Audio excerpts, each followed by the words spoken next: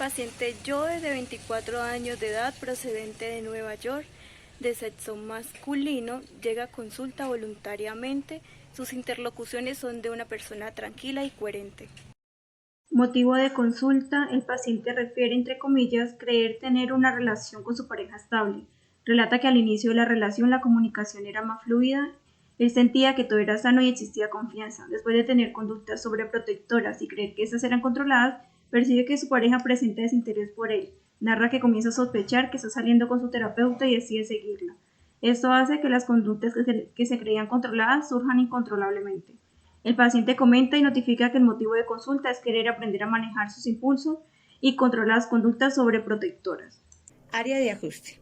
El paciente Joe tenía una familia nuclear compuesta por padre y madre, cuyo padre era una persona maltratadora y violenta y su madre una mujer sumisa que terminó por abandonarlo.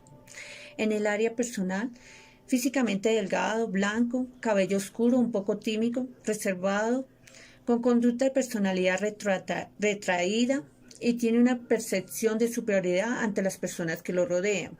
En el área social, trabaja en una librería, no reporta inconvenientes con las personas que entran o trabajan con él. Su conducta social es normal. En el área académica, el paciente inició la escolaridad a los 5 años, excelente estudiante, aplicado, juicioso e inteligente. En el área laboral, se destaca como gerente de la librería con las condiciones económicas aceptables. En el área intelectual cognitiva, se desarrolló académicamente normal y no demostró ninguna afección cognitiva e inteligente, promedio normal. Impresión diagnóstica. En Joe se identifica la sintomatología asociada a los trastornos de la personalidad. Lo anterior evaluado desde el funcionamiento, dominios y rasgos de la personalidad patológica y de acuerdo a las categorías de puntuación que da la evaluación del DMS-5. Esto se fundamenta en la sintomatología real del paciente, que además es manifestada desde hace algún tiempo. La intensidad del síntoma y la evaluación, los parámetros de evaluación llevan a diagnosticar que Joe padece de un trastorno de la personalidad antisocial. El método empleado para la recolección de la información se da a través de una entrevista con preguntas abiertas de carácter individual y de tipo diagnóstico, complementado con el test inventario multifásico de la personalidad de Minnesota para la evaluación de la personalidad y la psicopatología.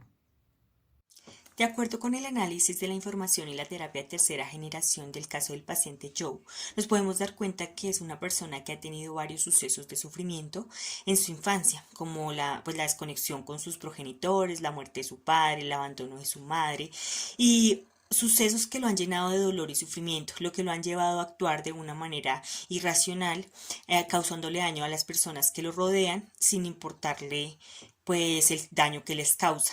De acuerdo con el DSM-5, nos damos cuenta que es un trastorno de personalidad antisocial y un trastorno obsesivo compulsivo, lo cual nos lleva a aplicar la terapia de tercera generación de aceptación y compromiso, la cual nos ayuda a reforzar esos aspectos del ser humano, en donde nos lleva a reforzar y a aceptar que todos esos sucesos son cosas de la vida, de la vida que deben ocurrir, y que se debe hacer aceptación de cosas y experiencias que han pasado por su vida. Plan de intervención.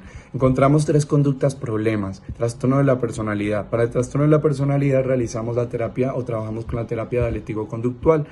Para la conducta manipulativa trabajamos con la psicoterapia analítico-funcional. Y para la conducta desadaptativa e impulsividad trabajamos con la terapia de aceptación y compromiso.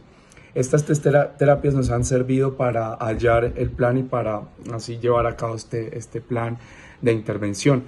Pues con la terapia dialéctico-conductual trabajamos habilidades básicas de tolerancia al malestar, descripción de emociones arrolladoras, estrategias de afrontamiento que ayuden a hallar la razón de la alteración.